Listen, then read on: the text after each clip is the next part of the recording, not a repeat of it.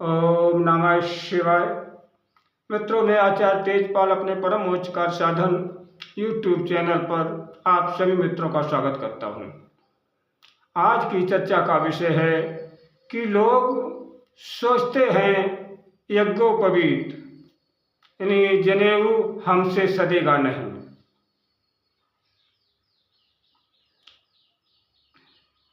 ये जनेऊ के नियम हम कर नहीं पाएंगे, इसीलिए हम कोई पूजा पाठ नहीं करते।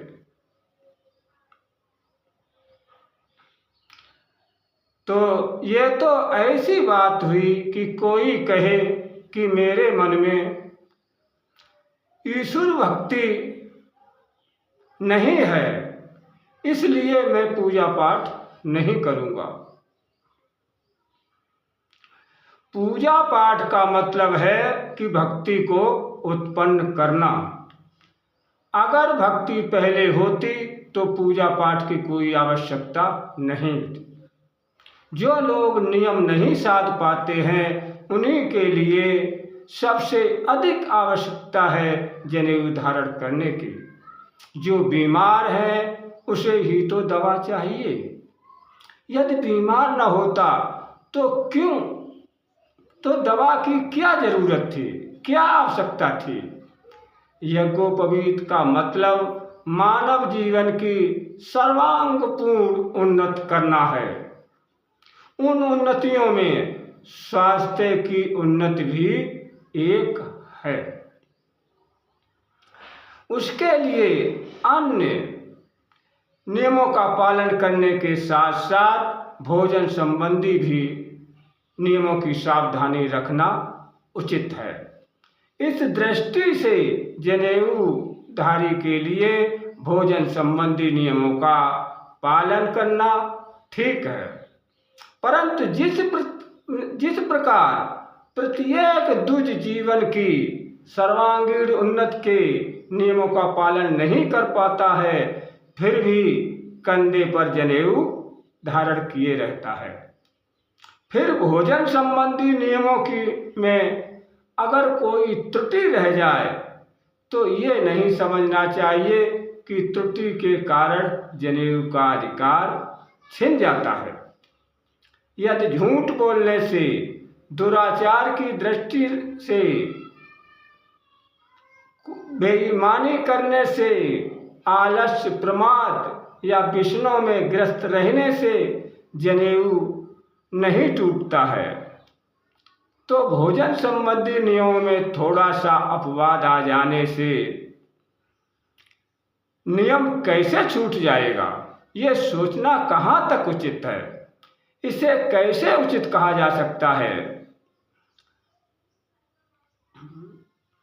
मलमूत्र के त्यागने पर कान में जनेऊ चढ़ाने का अक्सर भय रहता है। कई आदमी इस डर से जनेऊ नहीं पहनते हैं और पहनना छोड़ भी देते हैं। ये ठीक है, इस नियम का कठोरता से पालन होना चाहिए, पर यह भी ठीक है कि आरंभ में इसकी आदत न पड़ जाने तक ऋषियों ने कुछ सुविधाएं हमें प्रदान की हैं। वो क्या सुविधाएं हैं कि जब तक जनेऊ को कान पर चढ़ाने की आदत न पड़ जाए तब तक जनेऊ को गले में लपेटा डाल दीजिए।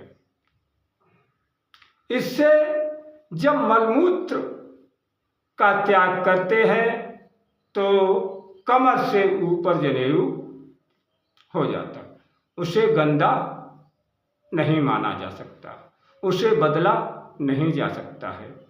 जब हमारी कान पर चढ़ने की आदत पड़ जाए तो फिर गले से फंदा निकाल लेना चाहिए, हमेशा कान पर चढ़ाते रहना चाहिए। इसमें कोई विशेष बात नहीं है। मित्रों, पूर्ण रूप से ना सही, आंशिक रूप से सही गायत्री के गायत्री साधना के लिए आपको यज्ञोपवीत पहनना बहुत जरूरी है, तभी आप गायत्री की साधना कर सकते हैं। क्योंकि यज्ञोपवीत जनेऊ गायत्री की मूर्तमान प्रतिमा है, प्रतीक है। उसे धारण किए बिना भगवती की साधना का धार्मिक अधिकार नहीं मिलता है। गले में कंठी माला किसी न किसी रूप से स्त्री पुरुष धारण करते हैं। गरीब स्त्रियां कांच के मनकों की कंठियां धारण करते हैं। इन आभूषणों के नाम पर हार, नेकलेस, जंजीर, माला आदि रखे गए हैं।